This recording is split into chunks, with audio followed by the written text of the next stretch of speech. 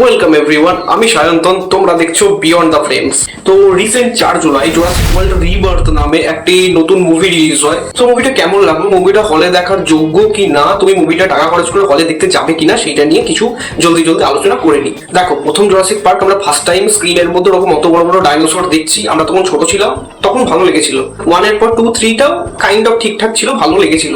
কিন্তু যখনই Jurassic park থেকে এগুলো জুরাসিক ওয়ার্ল্ড হয়ে যায় না, তারপর এই জিনিসগুলো আর অতটা ওয়ার্ক করে না, বা এই জিনিসগুলো কাজ করে না। একই সেম টেমপ্লেট, সেম গল্পের উপর ওই ডাইনোসরদের দেখানো চেজিং সিকোয়েন্স, ওইগুলো অতটা নতুন লাগে না। তারপর আগের জিনিসগুলো কি ছিল, যে একদল মানুষ একটা ডাইনোসরের টাপুতে গেছে বা ডাইনোসরের আইল্যান্ডে গেছে, যেখানে কাইন্ড অফ কিছু উপায় করে ডাইনোসরগুলো বেঁচে রয়েছে, তারা এখনো সার্ভাইভ করছে, বা কোনো এক্সপেরিমেন্ট ওই আইল্যান্ডের মধ্যে করা হয়েছে, তারপরে ডাইনোসরগুলো বেঁচে রয়েছে। জুরাসিক ওয়ার্ল্ড থেকে সেই জিনিসটা পুরোপুরি পাল্টে দেওয়া হলো। জুরাসিক ওয়ার্ল্ডে একটা ইমাজিনারি ওয়ার্ল্ড তৈরি করা হলো, যে ওয়ার্ল্ডের মধ্যে ডাইনোসর এক্সিস্ট করে মানুষের সাথে।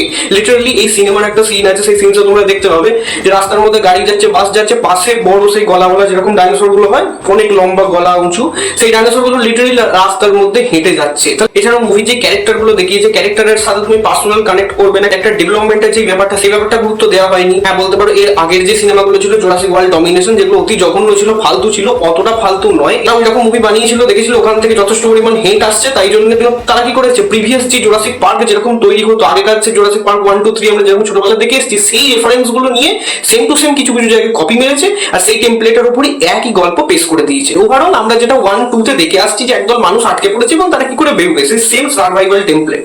নতুন মুভি দেখানোর মধ্যে দিয়ে কি দেখিয়েছে, কতগুলো মিউট্যান্ট ডাইনোসর, যেগুলোকে জেনেটিক্যালি মিউট্যান্ট করা হয়েছে, জেনেটিক চেঞ্জ করে ওদেরকে রকম ফের করা হয়েছে। সেগুলো খুবই দেখতে বিচ্ছিরি লাগে, খুবই ফালতু দেখতে, কিন্তু হ্যাঁ সাইজে বড় আর বেশি খতরনাক। এইটি একটি যা ছিল এই মুভিটা নিয়ে ওভারঅল একটা ডিসকাশন। তুমি ওয়ান টাইম ওয়াচের জন্য একবার দেখতে পারো, হলে গিয়ে দেখা রেকমেন্ডেশন আমি দেবো না, ওটিটিতে বেরোলে পরে দেখে নিও।